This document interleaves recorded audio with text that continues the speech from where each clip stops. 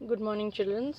आज हम देखेंगे बीकॉम पार्ट 3 का पेपर फर्स्ट का सेकंड चैप्टर का 4th पार्ट यानी फाइनल पार्ट जो है, इसमें हम देखेंगे ऑर्गेनाइजेशन ऑफ पर्सनल डिपार्टमेंट यानी HRM डिपार्टमेंट का ऑर्गेनाइजेशनल स्ट्रक्चर कैसा होता है। इससे पहले हमने देखा था कि उसका रोल क्या है, उसका मीनिंग एंड इम्पॉर्टेंस देखा था, उसकी करेक्टरिस्टिक्स देखी थी, इसका स्कोप देखा था। आज हम देखेंगे इसका संगठन कैसा होता है, इसका ऑर्गेनाइजेशन कैसा होता है, क्योंकि हर विभाग का ऑर्गेनाइजेशन इस बात पे डिपेंड करता है कि मानवीय संसाधन विभाग का किस प्रकार से है। तो हम देखेंगे मानवीय विभाग का संगठन जो है उसका स्ट्रक्चर कैसे बनाया जाता है। इस संबंध में दो पहलुओं पर विचार करना परम आवश्यक हो जाता है। पहला, संपूर्ण संस्था में सेवी वर्गीय विभाग की स्थिति क्या है। दूसरा, सेवी वर्गीय विभाग का संगठन या गठन किस प्रकार से होगा।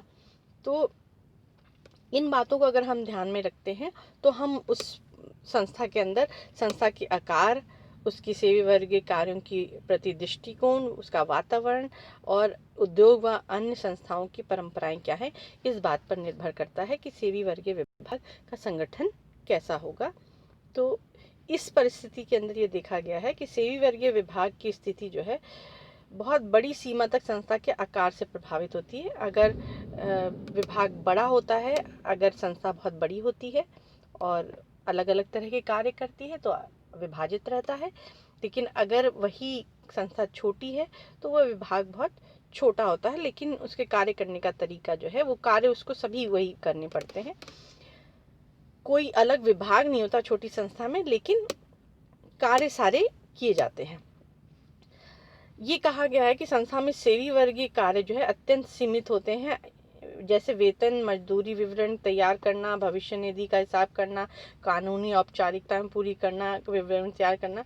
ऐसे छोटे मोटे कार्यों को कहा जाता है कि कार्यालय प्रबंधक या लेखक अधिकारी ही कर लेता है। कभी कभी कुछ संस्थाएं ऐसे कार्यों को करते हुए अंशकालिक आधार पर व्यक्ति भी नियुक्त करती हैं, अगर ये संस्थाएं छोटी हैं, क्योंकि इनका आकार आकार बढ़ाने पर पृथक विभाग बनाने की आवश्यकता पड़ सकती है। यूजली क्या होता है कि प्रबंध जो होता है छोटी कंपनियों में, स्वामी जो है वही प्रबंधक होता है। तो उत्पादन प्रबंध, विपणन प्रबंध, कार्यालय प्रबंध, लेखांकन प्रबंध जो है, ये यूजली जो सेवी वर्गीय विभाग का कार्य है वो कार्यालय प्रबंध और लेखांकन प्रबंधक के द्वारा ही कर दिया जाता है, क्योंकि लघु संस्थाएं होती हैं और उसमें अलग से विभाग बनाना जरूरी नहीं होता। लेकिन बृहद स्तरीय संस्थाओं में यह विभाग अलग से होता है, क्योंकि उस ये देखा गया है कि जो कार्य वह इसलिए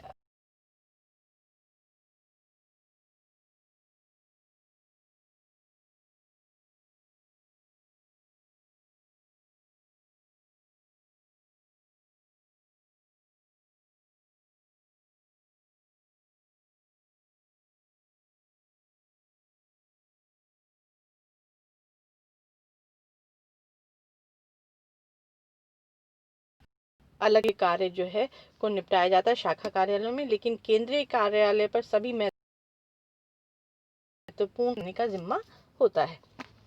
बृहद स्तरीय संस्थाओं में सेवी वर्गीय विभाग जो है एक बहुत ही महत्वपूर्ण विभाग होता है, क्योंकि उसका उत्तरदायित्व जो है वह जो है बहुत ज़्यादा होता है।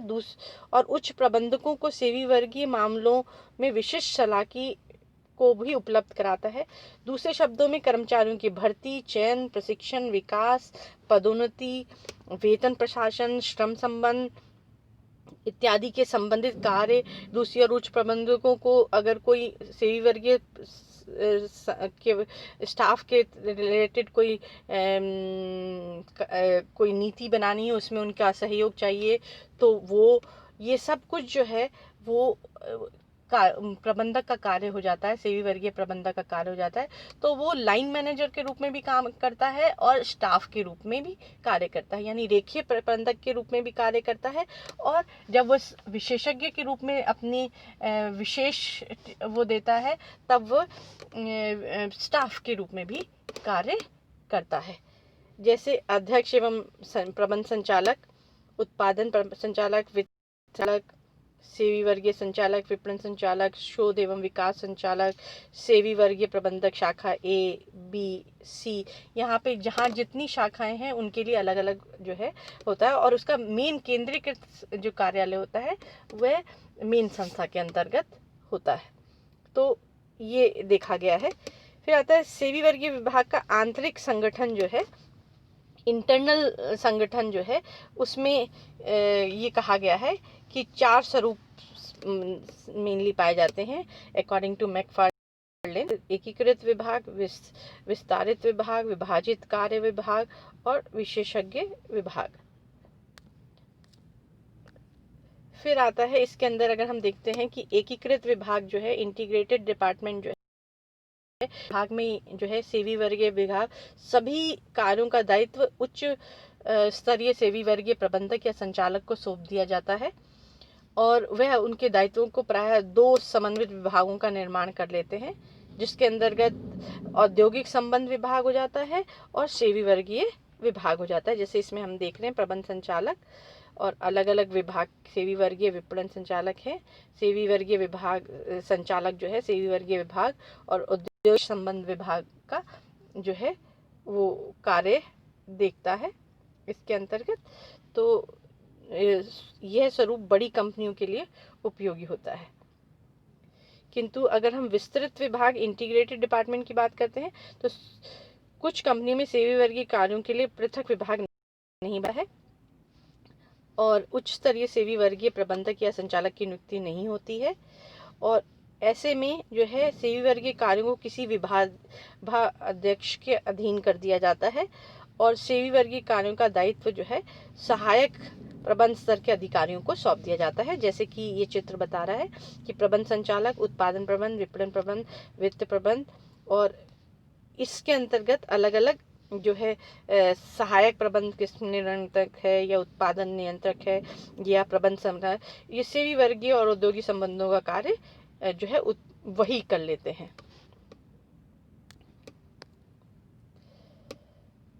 फिर आता है जो है वो है आपका विशेषज्ञ की आवश्यकता होती है, विशेषज्ञ राय की आवश्यकता होती है संस्था को।